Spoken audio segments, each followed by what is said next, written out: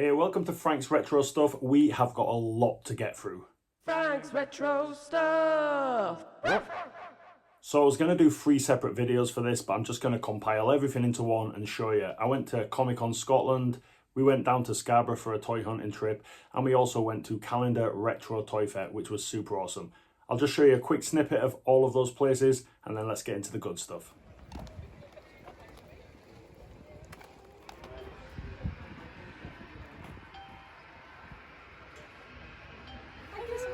Thank you.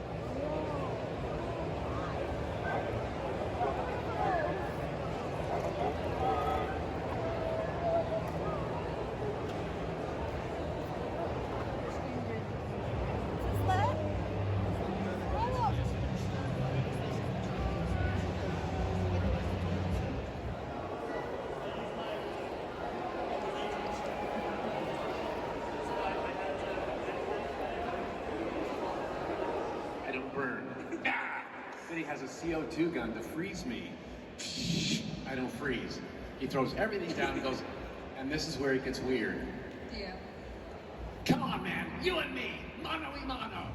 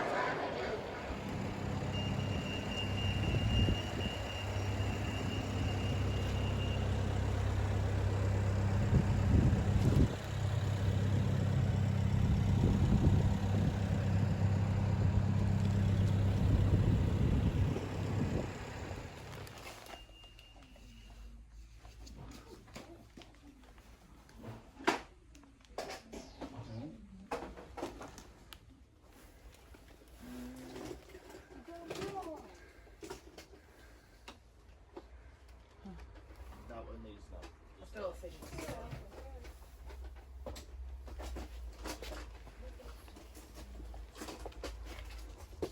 Like columns reverses.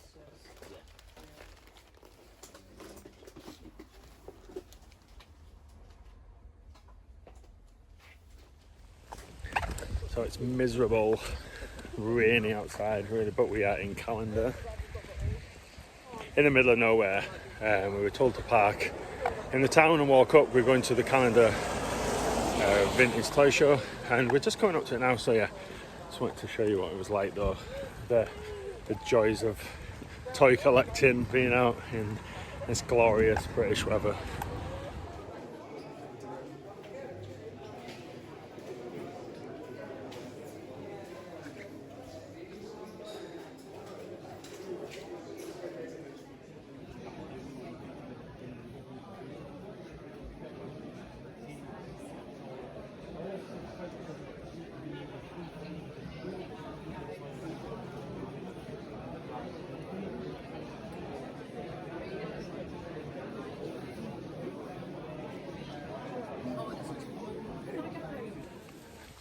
All right, we're back out. That was fun. It was good.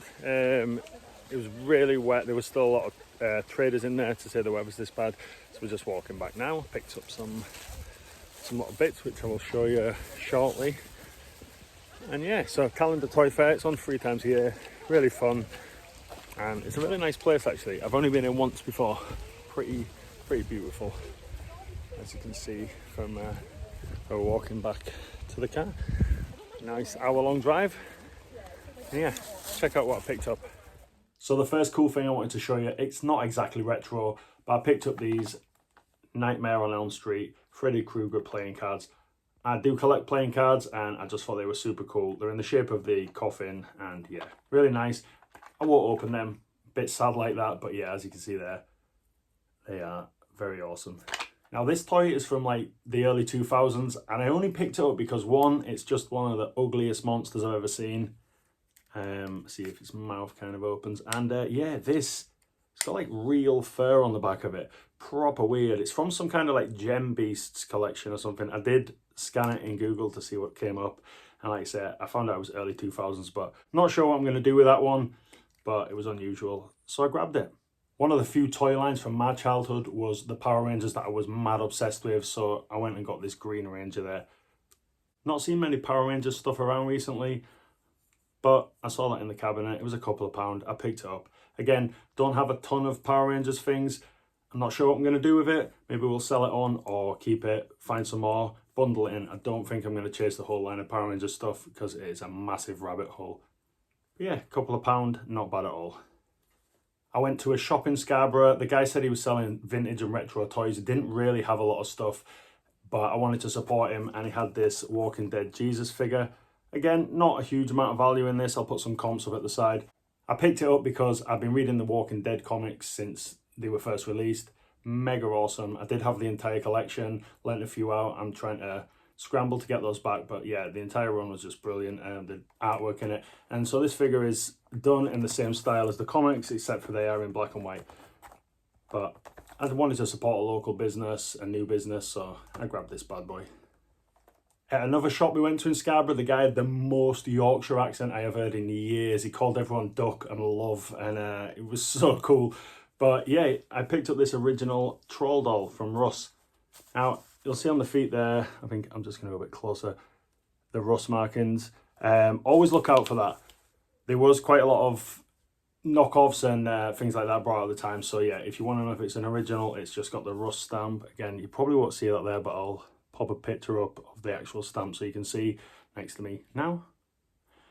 And yeah, look out for that. But all the hair's there. Most people like used to trim the hair. Just quite cool. The spacesuit's a little bit grubby, but it'll display well, and I think my partner will want to put that on a shelf somewhere. And continuing on from the shops in Scarborough, I picked up these Bucky O'Hare figures. Again, just so nostalgic. They were very, very cool. I may try and chase down the entire set of these. I'm not sure what this guy's name is. Obviously, I know this is Bucky with his mad cape. So yeah, I'll look out for more of those when I'm out in the wild. I also went to a shop in Scarborough called I Hoot, I believe. And yeah, they had this awesome boxed bat signal. The box is so clean on it. There's a couple of scuffs, but like I say, to display, that's going to sit really, really well on the shelf. And I did open this just to check everything's there. It was from Kenner, and we do like Kenner toys. The instructions are still there. A little bit of, I'm just going to show you that now. Ooh, the box is gone crazy. Yeah, I mean, there's a little bit of staining on that.